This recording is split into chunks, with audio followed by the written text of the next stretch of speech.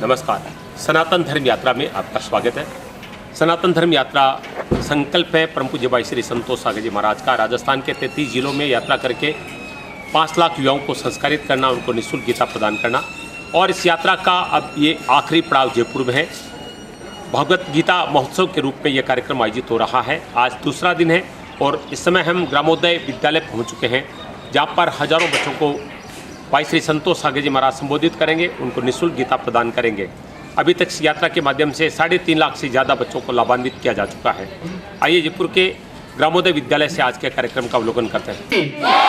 भारत माता की, भारत माता की, वंदे वंदे वंदे। बहुत बहुत धन्यवाद। इस गीता को पढ़ना और अपने जीवन। बोलिए भारत माता की जय। ऐसे नहीं, युवाओं वाली जय लगाइए। बोलो भारत माता की। बेटियों की तो आवाज ही नहीं आई। एक बार पुनः ताकत लगाइए। बोले भारत माता की। बेटियों की फिर भी नहीं आई। एक बार और बोले भारत माता की। अभी भी यही पलड़ा भारी है। एक बार और ट्राई करें। बोलो भारत माता की। बात नहीं बनी। हमारे साथ में आदरणीय सरदार सिंह जी, राजेंद्र सिंह जी, हमारे वकील साहब, तेज प्रताप जी और जितने भी शिक्षक शिक्षिकाएं यहाँ पर विराजमान हैं, सभी मेरे बहन भाई। आज एक अलग विषय लेकर के हम चर्चा करेंगे। एक विषय है, आप सबके भाव को, चेहरे को देख करके मुझे ज्ञात हो रहा है, जिसको हम इंटरेस्ट कहते हैं। आज हम आप सभी लोग जो काम कर रहे हैं, क्या उस काम में हमारा इंटरेस्ट है? आप सभी लोग विद्यालय में क्यों आते हो? बोलो। पढ़ने के लिए। पढ़ाई में हमारा इंटरेस्ट है? किस किस का है? पक्का? जबरदस्ती वाला मामला तो नहीं कि मम्मी घर से धक्का दे के भेज रही है, स्कूल चला जा, स्कूल चली जा। यहाँ पर टीचर माथा फोड़ी करे, रे छोरा थोड़ा होमवर्क कर ले, थोड़ा पढ़ ले, ऐसा तो नहीं है ना? इंटरेस्ट है सबका। अब एक सवाल मैं और आपसे पूछूंगा, उसका जवाब आपको ईमानदारी से देना, क्योंकि हर व्यक्ति का जीवन का उत्थान सत्यता और ईमानदारी से ही आरंभ होता है। अगर वो उसके पास में नहीं है तो वो फेलियर हो जाएगा। तो मेरा दूसरा क्वेश्चन ये है, आप सभी ईमानदारी से जवाब दीजिएगा। आप में से पर्सनल मोबाइल किस किस के पास में है? स्कूल में नहीं, घर पर जो रख के आए हो, पर्सनल मोबाइल किस किस के पास है? एक के भी पास नहीं है। बड़े ईमानदार हो। एक के भी पास नहीं है। सच्ची में? लड़कों के पास में भी नहीं है? किसी के पास पर्सनल मोबाइल नहीं है? अरे वाह, एक भाई ने हाथ ऊपर किया। क्या नाम बेटा आपका? आदित्य झा। इसके लिए ताली बजनी चाहिए। ये ईमानदारी, ये सत्यता सबके पास होनी चाहिए। आदित्य ने कहा कि मेरे पास पर्सनल मोबाइल, और किसी के पास में है? मोबाइल होना बुरी बात नहीं है, मेरे पास 2 हैं। हाँ, मोबाइल पास में होना कोई बुरी बात नहीं है। तो किस किस के पास में है? बहुत सारे युवा, बड़े बच्चे पीछे बैठे हैं और मुझे पता है कि उनके पास पर्सनल मोबाइल होगा, पर इतनी हिम्मत नहीं कर पा रहे हैं वो कि वो ये कह सके कि हमारे पास में पर्सनल मोबाइल है। मोबाइल से प्रॉब्लम नहीं है। अब एक ईमानदारी से और बता दीजिए, मम्मी का मोबाइल कौन कौन चलाता है? पापा का? कई कहते हैं गुरुजी हम मम्मी का नहीं चलाते, हम पापा का चलाते हैं। तो मोटा मोटी मोबाइल का यूज सब करते हैं। मेरी प्रॉब्लम मोबाइल से नहीं है। मैं आपको सिर्फ इंटरेस्ट के विषय पर ले जाना चाहता हूं, पर वो बात तभी निकल पाएगी जब आप सही आंसर देंगे। कभी ऐसा हुआ कि आप किताब लेकर के बैठे हो और पास में मम्मी का या पापा का मोबाइल भी हाथ लग गया हो? कभी ऐसा हुआ कि पढ़ाई भी कर रहे हो और साथ में मोबाइल भी देख रहे हो? होता है क्या ऐसा कभी? है? कई बेटियां यस कर रही है। होता है ना बेटा ऐसा? हाँ देखो, होता है। कभी ऐसा हुआ क्या कि ये इधर किताब है इधर मोबाइल है, थोड़ा सा मोबाइल देख लें, इंस्टाग्राम पे क्या आया है, व्हाट्सएप पे क्या आया है, कोई प्रधानमंत्री जी का मैसेज आया होगा हमारे लिए, हैं? और पढ़ने के लिए बैठे, हाथ में मोबाइल आ गया, थोड़ा सा देखने के चक्कर में घंटों निकल जाते हैं। और फिर क्या होता है, बोले आज की पढ़ाई तो हो गई, अब बाकी पढ़ाई कल करेंगे। मैं ये बात इसलिए बता रहा हूं कि अगर आपका पढ़ाई में इंटरेस्ट है तो पढ़ते समय आपको कोई दूसरी चीज याद ही नहीं आ सकती। नहीं तो आपको फ्रेंड्स याद आएंगे, नहीं आपको मोबाइल याद आएगा, नहीं कोई कार्टून याद आएंगे। अगर आपका पढ़ाई में इंटरेस्ट है तो उस समय, जिस समय आप किताब लेकर के बैठेंगे, उस समय आपका फोकस, आपका ध्यान ऐसा रहेगा कि जो आप एक बार पढ़ेंगे वो तुरंत आपको याद हो जाएगा। वो याद नहीं हो रहा है, पढ़ते समय दूसरी चीजें याद आ रही है, इसका एकमात्र रीजन है कि हमारा पढ़ाई में इंटरेस्ट नहीं है। अब एक बात का आंसर और दीजिए ईमानदारी से, घर जाकर के कम से कम 4 घंटे की स्टडी कौन करता है? जो 4 घंटे पढ़ता हो। 10-20 हाथ ऊपर हुए, 3-4 बेटियों में भी हाथ ऊपर हो गए। अच्छा, 4 घंटे से कोई ज्यादा पढ़ने वाला भी है? 2 हाथ। आप 4 घंटे से ज्यादा पढ़ते हैं? खड़े हो जाओ बेटा। क्या नाम है आपका? सुमित गुजर। कितने घंटे पढ़ते हैं बेटा आप? अरे वाह, स्कूल वाला साथ जोड़ा है क्या? स्कूल में कितने घंटे आते हो? और उसके अलावा घर पे 5.5 घंटे स्टडी करते हो? अरे वाह, वेरी नाइस। इसके लिए भी ताली बजनी चाहिए। बैठो बैठो, बहुत बढ़िया। कम से कम 4 घंटे की स्टडी घर पर होनी चाहिए। आप ये देखेंगे, एक सफलतम व्यक्ति, आज हमारे प्रधानमंत्री जी नरेंद्र मोदी, उनके पास एक दिन में कितने घंटे हैं? 24 घंटे। आपके प्रिंसिपल सर के पास में, आपके पास में, आपके पापा के पास में, और जो युवा या कोई भी अपराधी जेल में बैठा है उसके पास में, यानी कि हर एक व्यक्ति के पास में कितने घंटे हैं? 24 घंटे। अभी आप जितने स्टूडेंट यहां पर बैठे हैं, आपका मोस्टली सबसे जरूरी काम क्या है? थोड़ी आवाज तो निकालो यार, दम तो। हाँ, नाश्ता वास्ता करके आए हैं ना, कि कुछ पिज्जा बर्गर मंगाए पहले? तो थोड़ी आवाज निकालो। अब आप मुझे ये बताइए कि इन 24 घंटों में सबसे इंपॉर्टेंट काम आपका क्या है? पढ़ाई है। सबसे जरूरी काम यही है ना भाई आपका? कि कहीं दुकान उकान भी जाना पड़ता है, खेत वेत जाना पड़ता है क्या? सबसे जरूरी काम क्या है? पढ़ाई है। अब आप 24 घंटे का आपसे कोई हिसाब मांगे कि 24 घंटे में आपने क्या किया, तो मैं आपसे पूछता हूं, सोने के लिए कितने घंटे जरूरी होते हैं? 7, 8 घंटे। ओके, 8 घंटे सोने के हो गए। स्कूल कितने घंटे आते हो? 6। 8 और 6 14 घंटे। अच्छा, नहाने में, तैयार होने में कितना घंटा लगता है? तो 1 घंटा तो लड़कियां बोल रही है, तो आपको कितना लगना चाहिए? आपका तो हाफ लगना चाहिए ना। तो चलो 1 मान लो, तो कितना हो गया टोटल? 15 घंटे हो गए।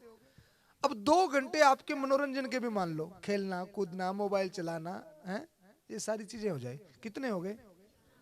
17 घंटे। 1 घंटा आपका और एक्स्ट्रा खाना पीना, कहीं और कुछ कर लो, कितना हो गया? 18 घंटे। अब आप देखेंगे कि 8 घंटे सो भी लिए, 6 घंटे स्कूल भी आ लगे, 2 घंटे मनोरंजन भी कर लिया, 2 घंटे खाना पीना नहाना धोना ये भी हो गया, टोटल कितने हो गए? 18 घंटे। अब आपसे कोई हिसाब मांगे कि बाकी के जो 6 घंटे हैं उनका हिसाब आपके पास में क्या है?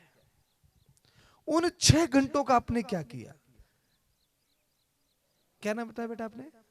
सुमित ने कहा कि मैं 5.5 घंटे घर पर पढ़ता हूं। आधा घंटा आपके पास में अभी भी है। सारा समय, इतना एक्स्ट्रा समय हमने निकाला है, फिर भी आपके पास में आधा घंटा है, यानी कि आप 6 घंटे की स्टडी कर सकते हो। आपने मनोरंजन, खेलना कूदना सारी चीजें निकाल दी, सोना भी पर्याप्त, खाना पीना सब, फिर भी आपके पास में 6 घंटे हैं। और मैंने सिर्फ इतना पूछा कि 4 घंटे कौन पढ़ता है? यानी कि आप अगर 4 घंटे घर पर नहीं पढ़ रहे हो तो इस सीधी सी बात प्रमाणित है कि आपका पढ़ाई में इंटरेस्ट नहीं है। केवल आपने देखा देखी में हाथ ऊपर किए हैं, इसको इंटरेस्ट नहीं कहते। इंटरेस्ट जो काम आपका अभी है, वो काम अगर आप ठीक तरीके से नहीं कर रहे हो तो आपका उसमें इंटरेस्ट नहीं है। दुनिया में सारी चीजों को वापस लाया जा सकता है, बस एक ही चीज वापस नहीं आती है, उसका नाम है समय। और जिस आदमी ने समय का मैनेजमेंट सीख लिया, अभी मोस्ट इंपॉर्टेंट काम आपका पढ़ना है, दूसरा कोई काम नहीं है। पर आज के बच्चों को मैं देखता हूं, बुक्स पे ध्यान कम होता है, लुक्स पे ज्यादा होता है। किस पे ज्यादा होता है? लुक्स पे।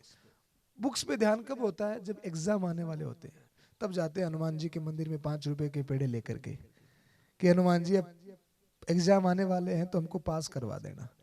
अब हनुमान जी अगर 5-5 रुपए में पास कराने लगे तो फिर स्कूलों की, विद्यालयों की क्या आवश्यकता है? हमारा सबसे जरूरी काम है पढ़ाई में इंटरेस्ट। हमारे एक बीकानेर में एक कलेक्टर साहिबा आई थी, शायद आप में से कोई उसका नाम सुना हो।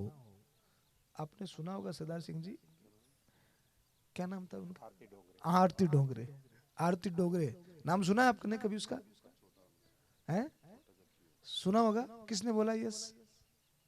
आपने देखा है कैसा है वो? हाँ, वेरी नाइस। क्या नाम बेटा आपका? वो छोटी सी लड़की नहीं है, वो उम्रदराज लेडी है वो। पर इसने छोटी सी लड़की इसलिए कहा कि उनकी हाइट जो है वो इस टेबल से थोड़ी सी ऊंची होगी, इतनी सी हाइट होगी उनकी। और वो जिला कलेक्टर हैं।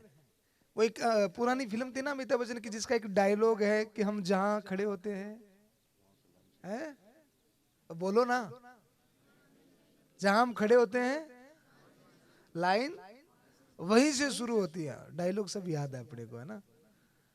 तो हम जहां खड़े होते हैं लाइन वहीं से शुरू होती है। वो लाइन जो है ना, वो उनके ऊपर जचती है।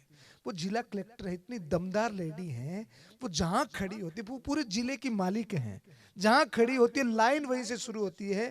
पर आप अगर उनके लुक्स की तरफ देखोगे तो उनका लुक्स जीरो है, कुछ भी नहीं है। हाइट तो इतनी सी की है, फेस भी कोई बढ़िया नहीं है, पर उनका ओहदा, उनकी प्रतिष्ठा, उनकी पढ़ाई, उनका ज्ञान इतना दिव्य है कि वो जहां खड़ी होती है लाइन वहीं से शुरू होती है।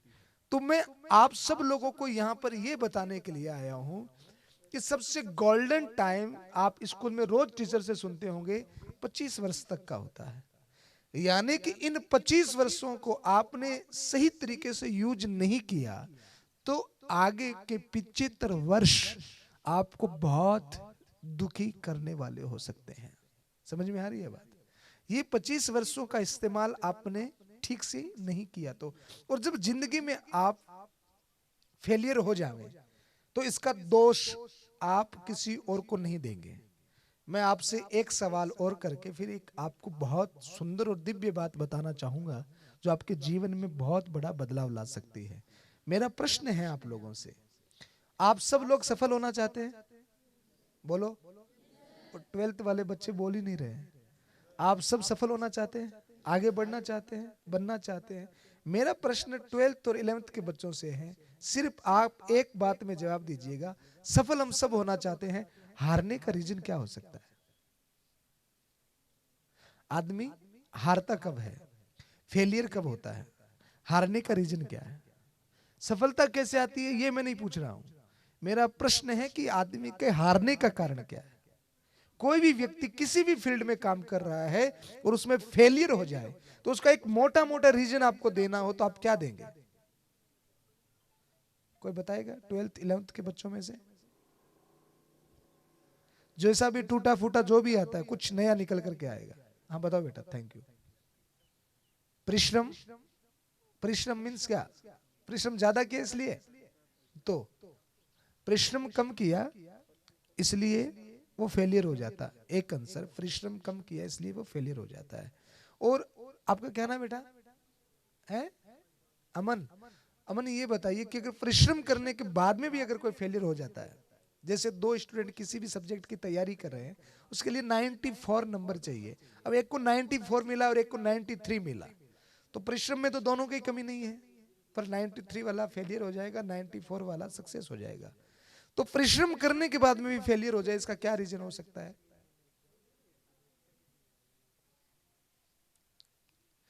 अमन के लिए ताली बजाओ, कम से कम इसने हिम्मत तो की। हाँ, और कोई दूसरा कोई जवाब दे सकता है फेलियर होने का रीजन? बताओ बेटा जी। अच्छा, लक भी काम करता है, वेरी नाइस। आपका क्या नाम है? सुशील जी ने जवाब दिया, उसका लक भी काम करता है। दोनों बैठो, बहुत सुंदर जवाब। एक जवाब आया फेलियर होने का परिश्रम में कमी, एक दूसरा जवाब आया लक, यानी कि भाग्य उसका कमजोर था।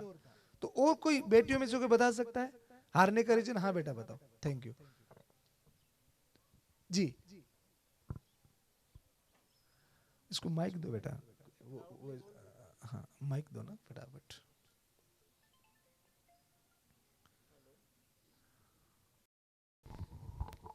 हाँ बताओ बेटा। इंटरेस्ट।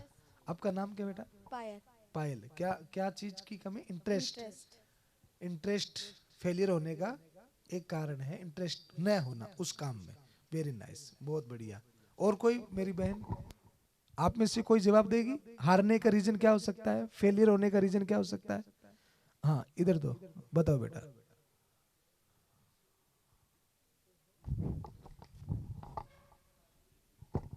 सर ध्यान, जब तक आपका मन शांत नहीं होगा, आप ध्यान नहीं लगाओगे उस चीज में, तब तक आप सक्सेस नहीं हो सकते। अच्छा, अब ये भी बता दो, आपका नाम क्या बेटा? सोनू शर्मा। सोनू, आप ये भी बता दो कि मन शांत कैसे होगा? सर मेडिटेशन, ध्यान से। मेडिटेशन से, ध्यान से मन शांत होता है। सुमन का बहुत बढ़िया जवाब, इसके लिए ताली बजनी चाहिए, बहुत बढ़िया, वेरी नाइस। और कोई? और कोई कोई इसका जवाब दे सकता है? फेलियर होने का, हारने का एक रीजन। अपने पास में 4 रीजन आ गए अभी तक। इंटरेस्ट, मन की अशांति, परिश्रम में कमी, और एक भैया ने बताया भाग्य। 4 अपने पास में ऑप्शन आ गए। हारने के 4 रीजन आप लोगों ने दिए हैं। एक पहला क्या था? परिश्रम में कमी। दूसरा भैया ने क्या बताया? भाग्य। तीसरा बहन ने क्या बताया? इंटरेस्ट न होना उस काम में। और चौथा पायल ने क्या बताया? ध्यान में फोकस में कमी। और कोई बता सकता है हारने का रीजन, फेलियर होने का रीजन? ये चारों ही जायज हैं। और कोई बताएगा? हाँ बताओ बेटा। Thank you. उस आदमी की साइकोलॉजी मींस उसके साइकोलॉजी गलत? क्या पूरा बताओ, क्या कहना? उसने ऐसा मान रखा है कि मैं ऐसा हार ही जाऊंगा। वेरी नाइस, बहुत बहुत सही जगह पहुंचे। साइकोलॉजी बहुत बढ़िया। क्या नाम बेटा आपका? दिव्यांशु कुमार। दिव्यांशु कुमार, बहुत बढ़िया, ताली बजाओ इसके लिए। लो बैठो बेटा। सारी बातें फैक्ट है। अब आप इसको थोड़ा सा गहराई से समझिएगा और एक स्लोगन भगवत गीता का मेरे साथ में दोहराइएगा। कल हमने हेमराज जी के स्कूल में एक स्लोगन दोहराया था गीता का ही, वो था आहार शुद्धो सत्व शुद्धि। बोलिए तो, एक बार और बोलिए। आहार शुद्धो सत्व शुद्धि का मतलब होता है कि आप जैसा खान पान करते हैं, जैसा देखते हैं, जैसा सुनते हैं, वैसा आप हो जाते हैं। ये कल का हमारा सब्जेक्ट रहा था। आज एक नया स्लोगन मैं आपको देता हूं, आप सब मेरे साथ में रिपीट में करिएगा। आज का लेसन है, आप साथ में बोलिएगा, संशय आत्मा विनश्यति ही। संशय आत्मा विनश्यति ही। दोबारा दोहराइए एक बार और, याद रह जाएगा। याद हो गया? संशय मीन्स क्या? संदेह। संशय मीन्स क्या? अंग्रेजी में अगर इसको बोला जाए तो संशय मीन्स क्या? डाउट। जो अभी जवाब मिला साइकोलॉजिकल, अगर हमारे मन में हमारी क्षमताओं को लेकर, अपनी काबिलियत को लेकर के, अपने कार्य को लेकर के ये कृष्ण ने अर्जुन से कहा है, अगर हमारे मन में डाउट है कि मैं ये नहीं कर सकता, तो ये समझ लो कि हमने खुद से ही अपने हार का लेखन कर दिया। हमने खुद ने अपनी हार लिख दी है कि मैं ये नहीं कर सकता। एक स्कूल में एक बड़ी सुंदर स्टोरी सुना रहा हूं, आप सुनिएगा। एक स्कूल में एक गुब्बारा बेचने वाला आया। कौन आया? तो बहुत सारे उसके पास लाल पीले हरे गुलाबी गुब्बारे थे। तो एक छोटी सी बच्ची ने उस गुब्बारे वाले से पूछा कि सर ये गुब्बारा उड़ता है क्या? तो उस गुब्बारे वाले ने कहा कि यस उड़ता है। तो सर ये रेड वाला? बोले ये उड़ता है। सर ये पिंक वाला? बोले ये भी उड़ता है। सर ये ब्लैक वाला? बोले ये भी उड़ता है। सर ये व्हाइट वाला? बोले ये भी उड़ता है। गुब्बारे वाले ने कहा कि गुब्बारा उड़ने में कलर्स का कोई रोल नहीं होता। गुब्बारा किससे उड़ता है? बोलो ना। हवा से उड़ता है। या ऐसा हुआ है कि लाल वाला ज्यादा ऊपर जाएगा, काला वाला उससे ऊपर जाएगा? ऐसा नहीं होता ना। गुब्बारा किससे उड़ता है? हवा से उड़ता है। आपके पेरेंट्स, आपके टीचर्स, आपका स्कूल बस, आपका स्कूल फर्नीचर, ये सारी की सारी चीजें जो है ना, ये केवल कलर्स हैं। आपकी उड़ान स्कूल से, स्कूल वैन से या स्कूल के फर्नीचर से नहीं है, स्कूल के टीचर से या आपके पेरेंट्स से नहीं है। आपकी उड़ान आपके अंदर की हवा से है कि आप अपने आप को किस मुकाम पर, किस जगह पर आप देखना चाहते हैं। आपके अंदर में जज्बा कितना है। अभी हमारे वर्तमान में भारत की राष्ट्रपति कौन है? द्रौपदी मुर्मू। कहां से आती है पता है आपको? आदिवासी क्षेत्र से, जनजाति क्षेत्र से, एकदम गरीब परिवार से। हमारे भूतपूर्व राष्ट्रपति श्री अब्दुल कलाम साहब कहां से आते हैं? एकदम गरीब परिवार से। गली में लाइट में थंबे की रोशनी में पड़े हुए हैं, दोस्तों की उधार किताबें देकर के। और महामहिम भारत का उच्चतम पद, प्रथम नागरिक बन करके जीरो से लेकर के हीरो तक की यात्रा इन लोगों ने की है। किससे? साधन से नहीं, अपने आत्मबल से, अपने आत्मज्ञान से। ये काबिलियत, ये ऊर्जा, जैसे दो आंख, दो कान, एक नाक सबको बराबर दिया है ना, वैसे ही ज्ञान भगवान ने सबको बराबर ही दिया है। मैं आपसे एक बात और पूछूं? पूछ लूंगा भाई। जमीन में से तेल निकलता है? बोलो ना, यस या नो? निकलता है। बड़े बच्चे, जमीन में से तेल निकलता है? जमीन में से घी निकलता है? हैं? नहीं निकलता। डायरेक्टली इनडायरेक्टली कैसे भी। अच्छा, घी कहां से निकलता है? हैं? दूध से। दूध कहां से आता है? गाय में दूध कैसे बनता है? क्या खाती है? घास। घास कहां से आती है? हैं? तो घी कहां से निकला? निकला ना? हाँ, निकल गया ना। तो घी कहां से निकला? जमीन से निकला। इसको कहते हैं मंथन। क्या कहते हैं? मंथन। ये भूमि जैसे सारे चीजों को अपने गर्भ में छुपा करके बैठी है और सारी चीजों का उत्पादन इसी से होता है, वैसे ये जो मस्तिष्क है ना, इसमें, इसके गर्भ में बहुत सारा खजाना छुपा हुआ है। इतना इसमें पावर है, पूरे यूनिवर्स ब्रह्मांड की शक्ति इसमें है। बस फर्क क्या होता है पता है? 85% लोग इसका यूज नहीं करते। क्या नहीं करते? भगवान ने दिया है ब्रेन, दिमाग, और क्या करते हैं पता है? नया का नया ले जा करके भगवान को दे देते हैं कि प्रभु आपने दिया तो था पर हमने यूज नहीं किया, ये आपका नया का नया लीजिए। 15% लोग जो नेतृत्व करते हैं, जो लीडरशिप करते हैं, वो क्या करते पता है? इस ब्रेन का यूज करते हैं, इस्तेमाल करते हैं। आपकी उड़ान चीजों में नहीं है, गाड़ी, फर्नीचर और कपड़ों में नहीं है, वो आपके अंदर के आत्मबल में है, वो आपके अंदर के आत्मज्ञान में है कि आप अपने आप को किस लेवल पर देखना चाहते हो। एक छोटी सी कहानी और सुनाता हूं। इंटरेस्ट के बाद में एक दूसरी चीज आती है जिसको हम कहते हैं टैलेंट। क्या कहते हैं? दो चीज हो जाए ना, एक टैलेंट की खोज हो जाए और एक इंटरेस्ट का पता चल जाए, तो फिर देखो कि आप जो चीज आपको 20 साल में मिलने वाली है वो आपको 2 साल में मिल सकती है। अल्प समय में मिल सकती है। एक गांव में 4 मित्र थे, छोटे बच्चे और बड़े सब सुने, सबके लिए है। एक हाथी, एक घोड़ा, एक बंदर और एक मछली। चारों में बहुत गजब की फ्रेंडशिप थी और इन चारों में कंपटीशन हुआ कि पेड़ पर चढ़ना है। कौन जीतेगा? फाइनल है। चारों में कंपटीशन हुआ कि पेड़ पर चढ़ना, कौन जीतेगा? फाइनल कर दिया ना आपने, जजमेंट दे दिया ना आपने। कौन जीतेगा? बंदर जीतेगा। हाथी नहीं जीत पाएगा ना, बंदर से तो बहुत ताकतवर है वो, फिर भी नहीं जीत पाएगा। अच्छा, कंपटीशन को थोड़ा सा चेंज कर दो, पानी में तैरना है, दौड़ना है। हाथी तीनों ही मामलों में क्या हो गया? फेलियर हो गया। अब हाथी को क्या करना चाहिए? मायूस हो जाना चाहिए? बोलो, उदास हो जाना चाहिए? नहीं होना चाहिए? नहीं होना चाहिए? बोलो, आपसे पूछ रहा हूं सेकंड नंबर। हाँ, हाथी को क्या करना चाहिए? उदास हो जाना चाहिए? क्यों? खड़े होके बता दो भैया, क्या नाम है आपका? अक्षित। हाथी को उदास नहीं होना चाहिए, क्यों? 3 जगह हार गया वो। हाँ, उसमें क्या होगा?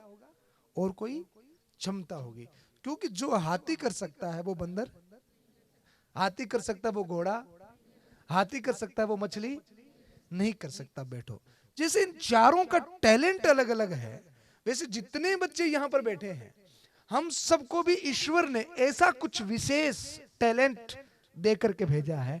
अब खोज आज से ये शुरू करनी है कि हमारे अंदर में वो बात कहां है, वो चीज ऐसी कौन सी है जो हमसे बेटर कोई नहीं कर सकता। अब एक कहावत है हमारे यहाँ पर कि कोशिश करने वालों की कभी, कोशिश करने वालों की कभी। आप इस बात को मानते हैं? सब मानते हैं? पक्का? कोशिश करने वालों की कभी। अगर हाथी कोशिश करे पेड़ पर चढ़ना है,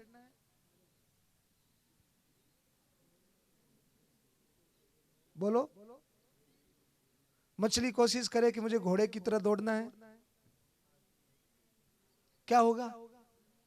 हार जाएगी ना। तो ये आपका स्लोगन गलत हुआ कि नहीं हुआ कि कोशिश करने वालों की कभी। अब इसको थोड़ा सा ठीक करिए, इसके आगे एक शब्द और जोड़िए, सही दिशा में कोशिश करने वालों की कभी हार होती। सही दिशा में कोशिश करने वालों की कभी हार नहीं होती। अपने आप से बात करिए, अपने आप से पूछिए कि मेरे अंदर में क्या काबिलियत है। मैं इस संसार में आया हूं, मैं इस दुनिया में आया हूं, तो मुझे भीड़ का एक हिस्सा बनना है कि मुझे कुछ अलग करना है, कुछ विशेष करना है। और आप देखेंगे कि आपके अंदर में ही वो ज्ञान का दीपक जलेगा और आप क्या हो ये दुनिया में कोई आपको नहीं बताने आएगा। आपके अंदर की ताकत आप खुद स्वयं पहचानेंगे, तभी आपको पता पड़ेगा। और उस ताकत को, उस काबिलियत को, उस आत्मविश्वास को बढ़ाने के लिए आज जो मैंने एक स्लोगन दिया ना आपको, अभी हमने क्या बोला? संशय आत्मा विनिश्यति ही, जिसके मन में डाउट होता है उसका विनाश हो जाता है। एक दूसरा स्लोगन, आहार शुद्धो सत्व शुद्धि, यानी कि खान पान हमारा ठीक हो। तो अपने आत्मबल को, अपने आत्मज्ञान को, खुद के आत्मिक नॉलेज को, आत्मबल को बढ़ाने के लिए आज से 5000 वर्ष पूर्व युग पुरुष परमात्मा ने, श्री कृष्ण ने एक बहुत दिव्य ग्रंथ हमको दिया। आप 20,000 रुपए का मोबाइल लेकर के आते हो घर पे, तो उसके साथ में एक बुक आती है ना भाई, क्या क्या बोलते हैं उसको? Guide book, manual, user manual, बोलो ना। उसमें क्या होता है पता है? उस मैनुअल में 3 चीजें होती है। मम्मी के प्रेशर कुकर लेकर के आती है ना रसोई में, उसके साथ में भी मैनुअल आता है। रेफ्रिजरेटर लाए, उसके साथ में भी मैनुअल आता है। वॉशिंग मशीन आई, उसके साथ में भी क्या आता है? मैनुअल आता है। मोबाइल लेकर के आए तो उसके साथ में भी इतनी सी एक गाइड बुक आती है ना, उसको मैनुअल कहते हैं। तो भगवान ने जब हमको बनाया होगा तो भगवान ने भी हमारे लिए भी कोई मैनुअल दिया होगा। मैनुअल में 3 चीजें होती है। सबसे पहला, यूज दिस प्रोडक्ट, जो आइटम आप लेकर के आए उसका यूज आपको कैसे करना है। दूसरा, अपग्रेडिंग, उसको अपग्रेड कैसे कर सकते हैं। तीसरा, उसमें कोई एरर आ जाए तो उस एरर को ठीक कैसे किया जा सकता है। तो भगवान ने हमको जो मैनुअल दिया अपने आत्मबल को बढ़ाने के लिए, आत्मज्ञान को बढ़ाने के लिए, उस मैनुअल का नाम है श्रीमद् भगवत गीता। क्या है?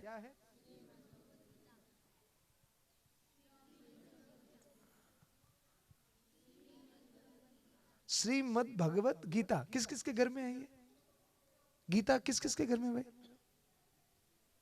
बस सबके घरों में होगी पर आपको पता नहीं है। किसी को गीता का श्लोक आता है? एक भी बच्चा है यहां पर ऐसा जिसको भगवत गीता का कोई श्लोक आता हो? एक सिंगल मैन, कोई बच्चा जिसको भगवत गीता का एक श्लोक आता हो या भगवत गीता के विषय में कुछ बताओ? हाँ, खड़े हो जाओ बेटा, थैंक यू।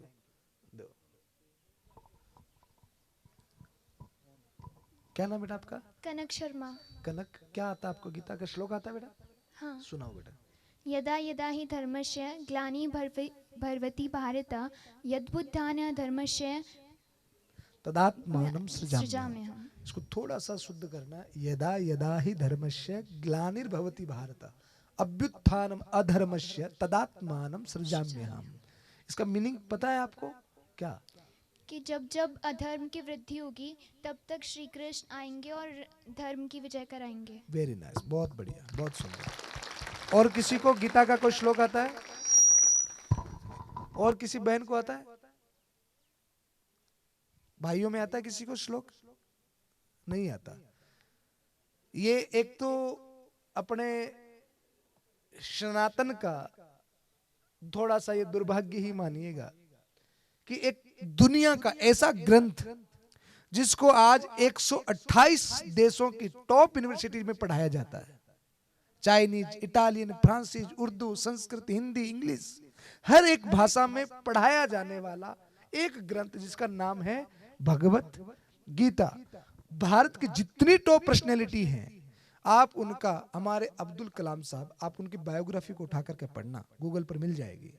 वो अपने जीवन की सफलता का श्रेय भगवत गीता को देते हैं।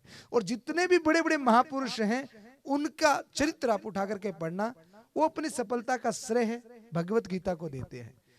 ये वो किताब है, वो मैनुअल है जो आपको सिखाता है कि आप एक अच्छे व्यक्तित्व का निर्माण कैसे कर सकते हैं, आप एक सफलतम, ऊंचे कद के और एक विशाल व्यक्तित्व का धनी आप कैसे बन सकते हैं। ये मैनेजमेंट है लाइफ। गीता मनोचिकित्सक बुक है, न कि ये कोई धार्मिक किताब है। गीता वो किताब है जो आपको इंजीनियर, डॉक्टर तो बाद में आप बन ही रहे हैं, पहले आपको एक अच्छा, सफल, एक श्रेष्ठ, एक ज्ञानी, एक आत्मबल वाला, एक दिव्य इंसान बना देती है। ये ग्रंथ वो है जो आपके आत्मज्ञान को बढ़ाता है। अगर आप वास्तव में अपने जीवन को लेकर के गंभीर हैं और सफल होना चाहते हैं तो मैं आप सबसे रिक्वेस्ट करूंगा उन बच्चों से जो अपने जीवन को लेकर के विशेष गंभीर हैं और कुछ अपने जीवन में करना चाहते हैं। बाकी भीड़ का हिस्सा तो सब बने हुए ही हैं, सब बनना ही है, पर कुछ अलग करना चाहते हैं तो रोज 20 मिनट ईमानदारी से आप भगवत गीता को दीजिए। ये वो किताब है जो आपके जीवन को सौंदर्य प्रदान करती है, आपको आत्मबल देती है, आपके जीवन में खुशबू देती है। और जीवन में जिस दिन आपके जीवन में ऐसी स्थिति आई कि अब मैं क्या करूं और क्या न करूं, ऐसे कोई डिप्रेशन की, कोई एंजाइटी की एक स्थिति बन गई, तो उस समय गीता आपको मित्र के रूप में साथ देगी। ये वो किताब है जो आपके आत्मबल की वृद्धि करती है। तो इस किताब को आप रोज 20 मिनट पढ़िए। आज हमने 2 सूत्र सुने, एक तो आहार शुद्धो सत्व शुद्धि, एक दूसरा संशय आत्मा विनश्यति, जिसके आत्मा में अपने काम को लेकर के डाउट होता है उसका नाश हो जाता है। ये 2 सूत्र हैं। ऐसे ऐसे 700 सूत्र हैं इसमें। कितने? 700 सूत्र हैं। तो इस किताब को आप पढ़िए। बहुत सारे बच्चों ने कहा कि हमारे पास नहीं है, तो आज ये किताब अगर मैं आपको पर्सनली 8th से लेकर 12th तक के जो बच्चे बैठे हैं, 8वीं से 12वीं तक के बच्चे, उन सारे बच्चों को अगर ये किताब मैं आज गिफ्ट करूं तो आप लेंगे? कौन कौन लेगा? हाथ ऊपर करना पड़ेगा भैया। कई तो हाथ ऊपर करने में भी बड़े आलसी हैं, नीचे करो। एक स्कूल में एक टीचर ने कहा कि जो सबसे ज्यादा आलसी हैं वो हाथ ऊपर करें, मैं उनको साइकिल गिफ्ट करूंगा। तो एक लड़के ने इतना हाथ ऊपर किया, एक ने इतना किया, एक कोई मेरे जैसा आलसी था वो यूं बैठा था। तो टीचर ने कहा तुझे साइकिल नहीं चाहिए? बोले सर साइकिल तो चाहिए पर हाथ ऊपर कौन करे। सर ने देखा ये सबसे ठीक है, इससे बड़ा आलसी कौन। तो एक बार पूरा हाथ ऊपर करके बताइए गीता किस किस को चाहिए? गिफ्ट फॉर यू, आप सबको मिलेगा। सबको चाहिए? किस लिए चाहिए? है? पढ़ने के लिए या देखा देखी में, पॉकेट में मिल रही है इसलिए? किस लिए चाहिए? पढ़ने के लिए चाहिए। सब पढ़ेंगे। तो आज मैं ये किताब आपको गिफ्ट करके जाता हूं। एक बात थोड़ा सा गहराई से विचार करिएगा। आपके टीचर्स ने मुझे बुलाया नहीं है, मैं यहाँ पे चल करके आया हूँ। आधे घंटे आपको मैंने अच्छी अच्छी बातें बताई है। अच्छी बातें लगी ना? बोर तो नहीं हुए? आधे घंटे अच्छी बातें हमने की है। आप फेलियर हो जाए या पास हो जाए, आप सफल हो जाए या आपका पतन हो जाए, मुझे कोई फर्क पड़ेगा क्या? कोई फर्क नहीं पड़ेगा मुझे। फिर मैं आपको आकर के इतनी अच्छी अच्छी बातें क्यों बता रहा हूं? मैं क्यों चाहता हूं कि आप सफल हो जाएं? क्योंकि मुझे अगर पर्सनली कोई पूछे कि आपका सबसे ज्यादा प्यार किससे है, तो मैं हमेशा से कहता आया हूं, मैं सबसे ज्यादा प्यार मेरे भारत के यूथ से, युवाओं से करता हूं। और मैं चाहता हूं कि आप में से कोई फेलियर न हो, आप सब सफल हो जाएं और अपनी लाइफ को बड़े आनंद के साथ में और एक आत्मीयता के साथ में, खुशबू के साथ में जिए। और उसका एक साधन है अपने ज्ञान को बढ़ाना, अपने नॉलेज को बढ़ाना, और वो आत्मिक नॉलेज भगवत गीता से मिलता है। तो आज ये किताब मैं आप सबको गिफ्ट कर रहा हूँ। और 2-2.5 महीने के बाद में मेरा जयपुर वापस आना होगा। और आप सबको ज्ञात होगा, आज 1 साल से हम इस यात्रा को चला रहे हैं और केंद्र सरकार से हमने निवेदन करके NCERT में भगवत गीता को पाठ्यक्रम में लागू करवा दिया। यानी कि आने वाले 2023 के नए सत्र में 8th से 6ठी क्लास से लेकर के 12th क्लास तक और कुछ विषयों में भगवत गीता को, 12th क्लास में तो भगवत गीता को संस्कृत के बुक में सम्मिलित किया जा रहा है आने वाले नए सत्र में, ये ध्यान दीजिएगा। और 6ठी क्लास से 8वीं क्लास तक गीता के कुछ श्लोक आपके पाठ्यक्रम में आने वाले। NCERT ने बिल भी पास कर दिया, लागू भी कर दिया। अब 28 तारीख को राजस्थान सरकार, मुख्यमंत्री जी से हम निवेदन करेंगे कि राजस्थान गवर्नमेंट भी इस गीता को पाठ्यक्रम में लागू करे, ताकि बच्चों को अंदर आत्मबल की वृद्धि हो।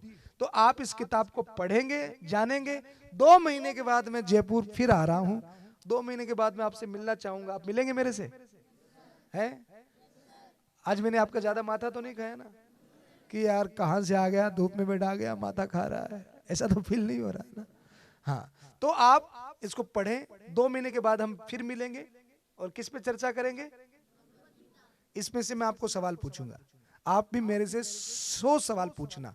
तो कब मिल रहे हैं? किस पे चर्चा करेंगे? पक्का?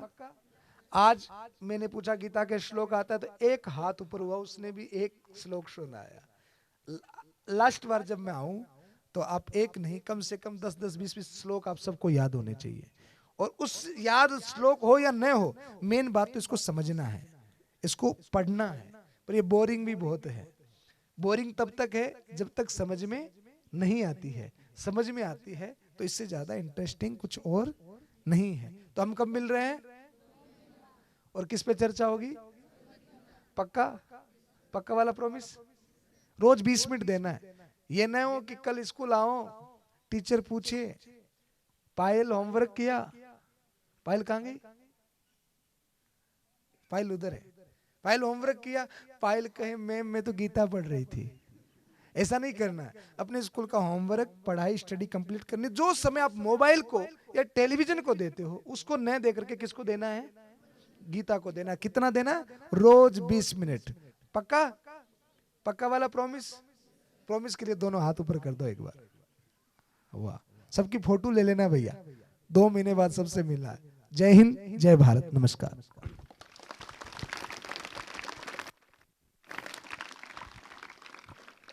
महाराज है। और सबसे अच्छी बात, इन्होंने आपको सफल कैसे होना है, क्या क्या बाधाएं हैं उसके अंदर, उसके बारे में सही सही आपको मोटिवेट किया। सही तरीके से, सही भाषा में, सही समय पर। एग्जाम नजदीक है आपके, आज भी टेस्ट है आपका, थोड़े दिन बाद में बोर्ड की एग्जाम शुरू होने वाली है।